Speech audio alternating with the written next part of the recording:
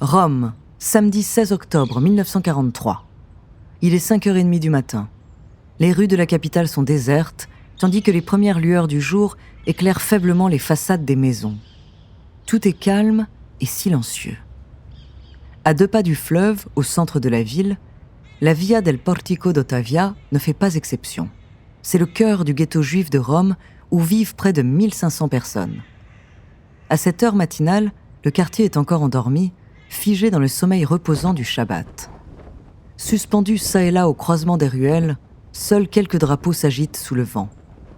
Leurs couleurs apparaissent lentement dans le clair-obscur de l'aube, un disque blanc sur un fond rouge, avec au centre une imposante croix gammée noire. Soudain, le rugissement de moteurs perce le silence. En quelques secondes, plusieurs dizaines de camions de l'armée surgissent à toute allure et se garent autour du ghetto. Ils en bloquent l'entrée principale, mais aussi chaque issue secondaire, voies dérobées et ruelles discrètes permettant de rejoindre le reste de la ville. Un véritable filet méticuleusement planifié dans un seul et unique but, ne laissait aucune personne s'enfuir. Près de 400 hommes se ruent hors des véhicules. Leurs vestes cintrées, leurs pantalons bouffants sur les cuisses et leurs grandes bottes de cuir remontant jusqu'aux genoux, tout est sombre, rigide, impersonnel. Mais l'aigle d'argent sur la boucle de leur ceinture ou leur képi et le brassard qu'ils portent au côté gauche rappellent leur appartenance à l'ordre noir. Ce sont les soldats de la SS nazie. En ce triste matin du 16 octobre 1943, à Rome, ils sont sur le point de rafler des milliers de juifs. À la tête du convoi militaire, le général Albert Kesselring et son chef de la police Herbert Kappler ont pour mission de tous les envoyer à la mort, jusqu'au dernier. Mais une petite centaine d'hommes, de femmes et d'enfants vont réussir à échapper au massacre grâce à la complicité de 3 médecins italiens et une invention. Une invention simple mais brillante contre laquelle les nazis ne pourront rien.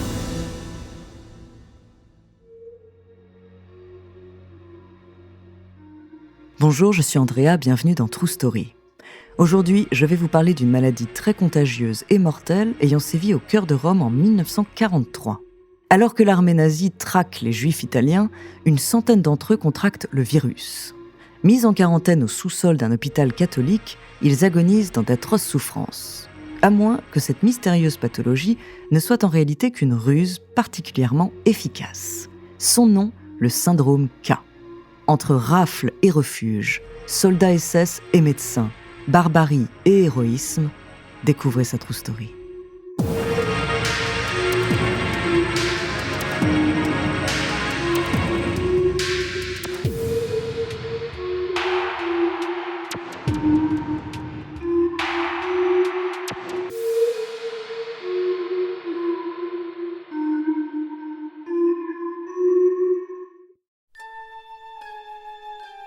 À l'été 1943, en pleine Seconde Guerre mondiale, le débarquement américain et britannique en Sicile force la destitution de Mussolini.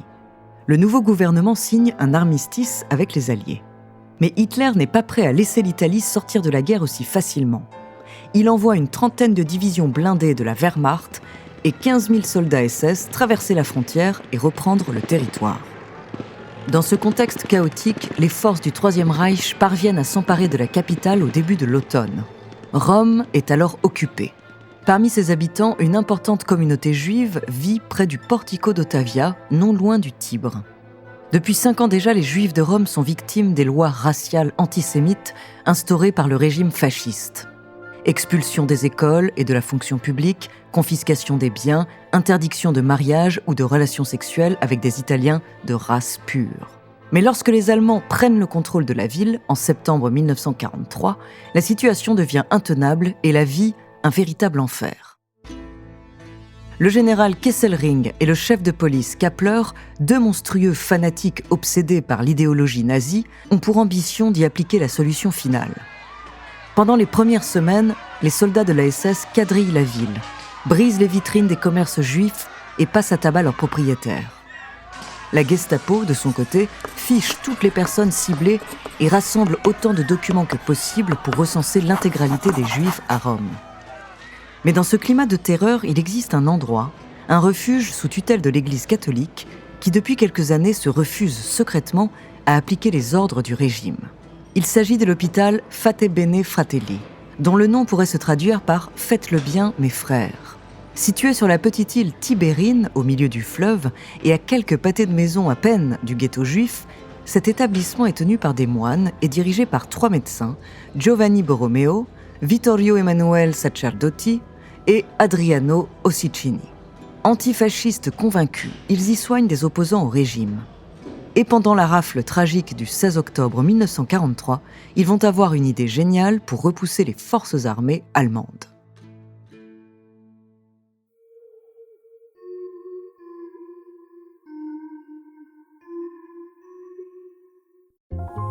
Vers 5h30 du matin, des centaines de SS débarquent dans les rues du ghetto.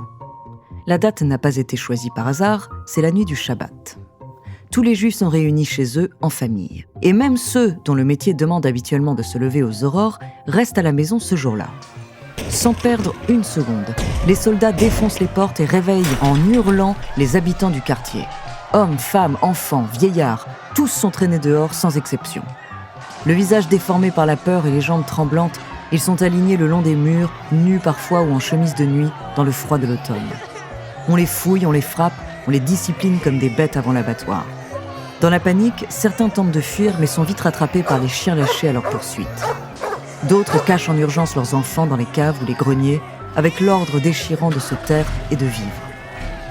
À 14h, plus de 1000 Juifs sont arrêtés et chargés comme des animaux sur des camions militaires vers une destination dont ils ignorent tout. Ils arriveront 6 jours plus tard, dans un coin reculé de Pologne, le camp d'extermination d'Auschwitz-Birkenau.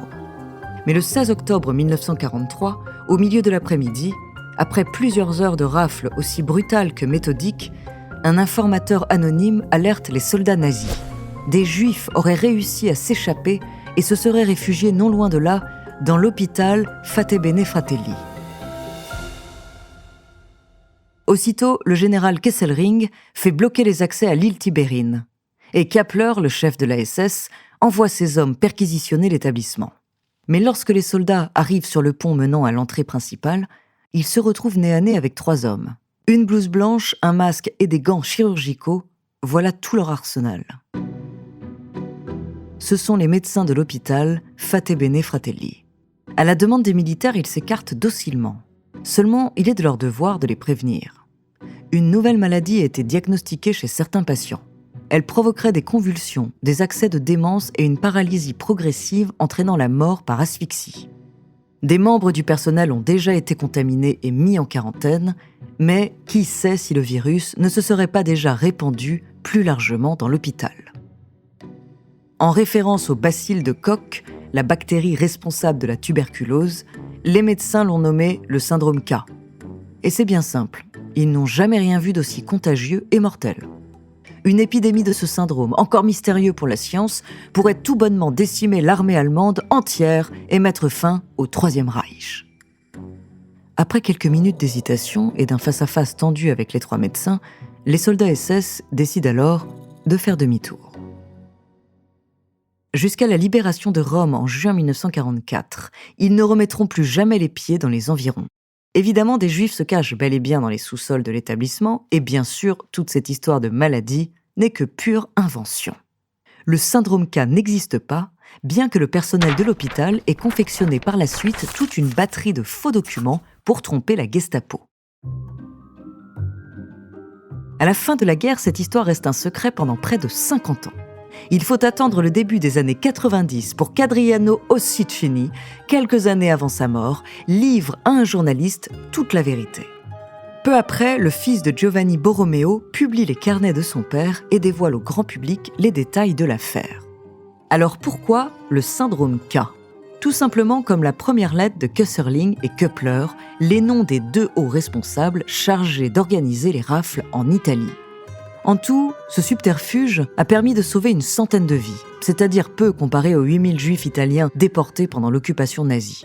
Mais l'action de ces médecins, au courage extraordinaire, reste encore aujourd'hui un symbole vibrant d'humanité et d'héroïsme en plein cœur de la terreur et de la barbarie.